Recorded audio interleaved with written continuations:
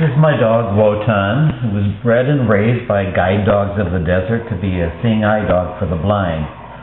But he didn't graduate after completing his training because he was too friendly, weren't you, baby?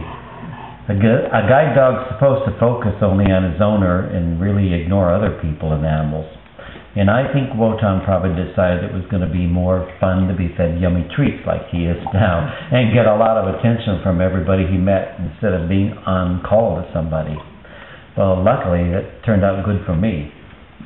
But last year brought about a really, really big change in Wotan's ability to get around and enjoy life because he was suffering from hip dysplasia in his right leg, and it had been getting worse until it reached the point where he couldn't get in the back seat of the car and go for a ride anymore. Then he started refusing to go on his walks. He would collapse on his hind legs after just a short distance. It was really distressing for me to see the deterioration in him, but even worse than that, I could tell he was suffering from constant pain when he took so long to stand up, and even when he tried to sit back down, it hurt him. So 4 months ago, I took him to the vet to see what the problem was because I didn't know at the time. So he was diagnosed with hip dysplasia. The vet said it was pretty common in his breed at his age. And there wasn't much they could do for him because he's an old dog. You know, he's going to be 13 in about 2 months. And any medications they could give him for his hip dysplasia wouldn't really help much at his age. And besides, it was expensive and didn't have very good results for dogs his age.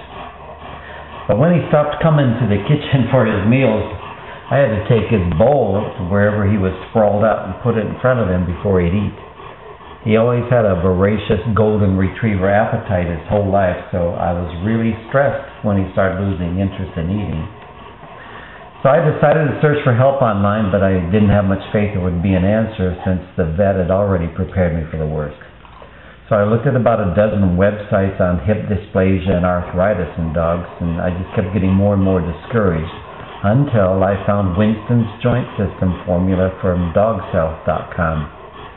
It's a naturopathic medicine developed by an MD to treat his own dog who developed a severe case of hip dysplasia, I think around age 3.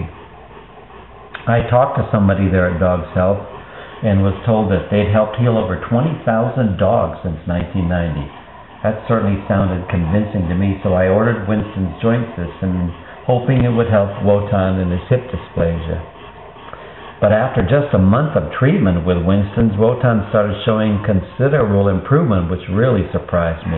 And he can get up and down with a lot more ease now than before he started taking the Winston's joint system. He's certainly more alert, and food has become a big deal in your life, hasn't it, baby? I really feel like I have my old friend back again. We can take our walks twice a day now, and he's more alert than he has been in over a year. He's getting back his good health, and he no longer collapses when he stands up or goes for walks. And he's a big dog, as you can see, 85 pounds at his last vet visit. Probably putting on more weight now, aren't you, fatty?